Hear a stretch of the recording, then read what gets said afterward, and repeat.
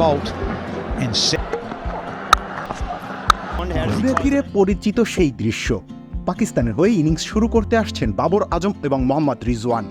ইংল্যান্ডের বিপক্ষে তারা যখন ওপেনিংয়ে আসেন তখনই বোঝা গিয়েছিল টিম ম্যানেজমেন্টের পরিকল্পনা।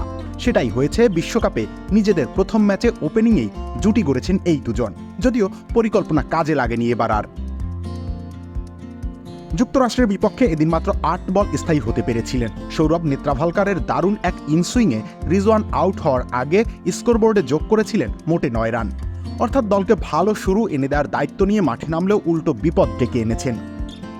ইন্টেন্ট অ্যাপ্রোচের সুর তুলে ২০২২ টি-20 বিশ্বকাপের পর বাবর রিজওয়ানের ওপেনিং জুটির ইতি ঘটানো হয়। এরই মাঝে আবার সাইম আইয়ুবকে টপ অর্ডারে সুযোগ দেওয়া হয়েছিল বিশ্বকাপের ভাবনা মাথায় রেখে। প্রত্যাশা ছিল দলকে উড়ন্ত সূচনা এনে দেবেন। বড় রান নয়, বরং তার ব্যাটে ঝড় দেখতে চেয়েছিল সবাই।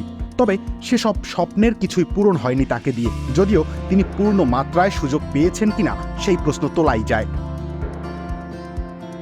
বিশ্বকাপের আগে একরকম তড়িঘড়ি করেই দুই তারকাকে আবারও ওপেনিংয়ে ফিরে আনে পাক ম্যানেজমেন্ট। তাদের প্রত্যাবর্তন অবশ্য ভালোভাবেই হয়েছিল ইংলিশদের বিপক্ষে। সেই ম্যাচে ৫০ রানের জুটি গড়েছিলেন, কিন্তু বিশ্ব মঞ্চে এসে ব্যর্থতাকেই সঙ্গী বানালেন তারা।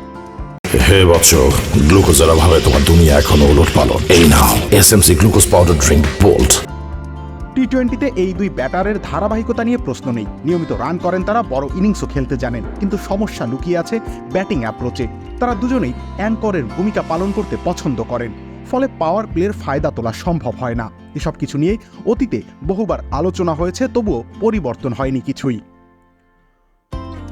আরেকটা ব্যাপারও চোখে লাগার মতো, পাকিস্তান যেমন সাইমকে ওপেনার ধরে পরিকল্পনা করেছে, কিন্তু বিশ্বকাপে প্রথম পছন্দ ভাবছে না ভারত তেমনটা করেছে যশস্বী জয়সওয়ালকে নিয়ে। উদ্বোধনী ব্যাটার হিসেবে দারুণ পারফরমেন্স করা সত্ত্বেও রোহিত কোহলির ওপরেই আস্থা রেখেছে টিম ইন্ডিয়া। তবে কি কঠিন পরিস্থিতিতে দুই চির প্রতিদ্বন্দ্বীদের কেউই তারুণ্যে ভরসা করার মতো সাহস রাখেন না? রবিউল ইসলাম রনি, খেলা ৭১।